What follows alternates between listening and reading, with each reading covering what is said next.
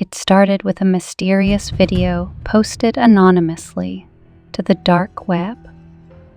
The grainy footage, filmed with a handheld camera, showed the dim interior of a vacant building.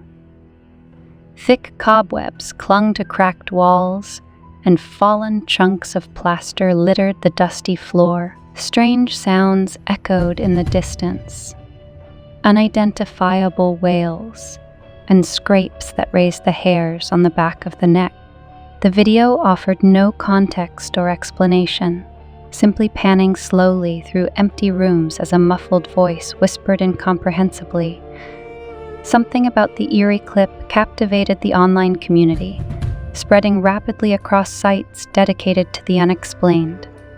Viewers debated possible locations and desperately tried to decipher clues in the audio. Soon, more videos followed. Each gave brief glimpses into different abandoned areas of the structure. A crumbling chapel filled with rotten pews, an overgrown playground with rusted swings swaying in the breeze, a kitchen crawling with vermin. Whispers continued, sometimes clear enough to recognize distressed moans and cries for help. Though no one could be seen, the videos drew increasing intrigue and speculation, but answers remained elusive. That's when Lucy McIntyre, a young paranormal enthusiast, claimed to have identified the building. As an urban explorer, she had encountered fascinating places all over the country in her online travels. Something about the decrepit architecture was familiar after poring over maps and old records. Lucy realized it matched an orphanage from her region that was long shuttered. Located on the outskirts of a small rural town, the Forest Hills Home for Children was an imposing 3-story structure established in the early 1900s. Originally a place of refuge for lost and abandoned youths, it gained an ominous reputation in later decades due to reports of suspicious deaths among the orphans. Whether due to illness, accidents, or sinister forces remained unclear. And by the 1950s, after a string of unexplained tragedies, the orphanage was condemned. Authorities hastily relocated the few remaining children, leaving the building to slowly decay in solitude. For over 60 years, it sat abandoned, a forbidden place locals avoided discussing. The dark history bred lurid rumors of vengeful spirits still clinging to the asylum. Lucy's discovery spurred Renee Jackson, a budding paranormal investigator and popular YouTube personality, to organize an exploration. With her tech-savvy friend Dylan Chen along to film, they hoped to uncover the truth behind the disturbing videos and lingering mysteries of Forest Hills. When word spread through online communities, others clamored to join. Devin Reed, a ghost hunting enthusiast, and his sister Jillian, a medical student curious about the asylum's past tragedies, signed on. Rounding out the group was Graham Foster, a local history buff intent on researching records from Forest Hills' dark era. Despite ominous folklore, the abandoned complex appeared almost picturesque from a distance as they arrived one chilly evening. Yet as they crossed the threshold, a palpable gloom permeated the dilapidated interior. Strange echoes bounced off barren walls, while shadows seemed to shift unnaturally in the corners of eyes. Renee urged the team to split up and thoroughly scout the various areas. Record any EVPs, temperature fluctuations, or visual anomalies.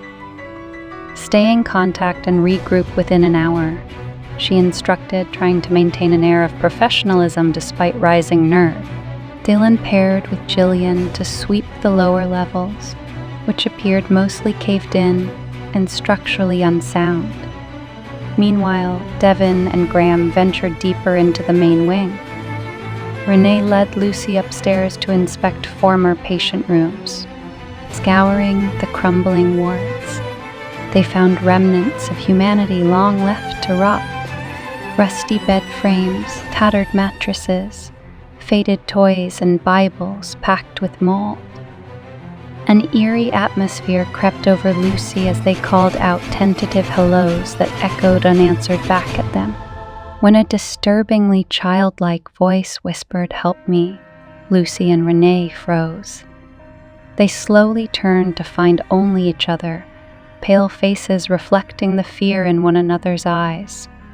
Brushing it off as an overactive mind, they decided to rejoin the others downstairs. Finding the other groups in the foyer, they reviewed findings amid an increasingly strange vibe in the old asylum. "I picked up some MF spikes by the boarded-up chapel doors," Dylan reported. Devin claimed to hear disembodied cries during their search. Jillian swore she sensed unseen eyes watching but chalked it up to atmospheric suggestion. Graham alone seemed unnerved, frantically flipping through photocopied case files he brought. "What I uncovered will haunt you all," he muttered gravely. Before he could elaborate, a spine-chilling shriek shook the walls. It sounded animalistic yet chillingly human, exploding from the second floor like the cry of a tormented soul. The panic set in as gnawing dread consumed their senses. Another inhuman screech echoed nearer, fueling the urgency to flee. But when they bolted for the entrance, the heavy doors slammed shut of their own accord. Despite frantic pounding, they wouldn't budge. The group huddled together, weaponless against unknown terrors lurking the darkened halls. Yet their despair intensified when Graham vanished without a trace. When his distant voice started pleading, they hysterically tracked the sound. Entering a crumbling storage room, a grim discovery stopped them cold. Graham hanging from the rafters, flesh flayed and innards spilling from bleeding gashes. It was impossible. Yet his agonized eyes stared lifelessly at their rattled forms. Paralyzing terror took hold as disjointed screams and maniacal laughter rang out from every direction.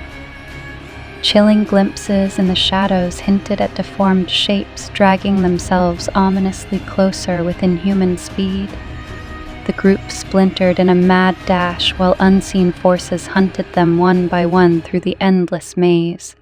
By the time dawn rays pierced gaps in heavy drapes, only two remained. Lucy sitting catatonic, tears streaming down bloodied cheeks, and Renee clutching a crumpled folder, billions of questions stewing in her maddened mind as she stared at the damning case file photos within. The images depicted incomprehensible atrocities inflicted upon the orphans. The grotesque experiments of a depraved doctor hired to help them in the orphanage's final years. His monstrous actions revealed the true horror that caused Forest Hills to be sealed away from the world. But as Lucy whispered vacantly, his tormented spirit endured, hungering still for innocent souls to join him in an abyss of limitless suffering.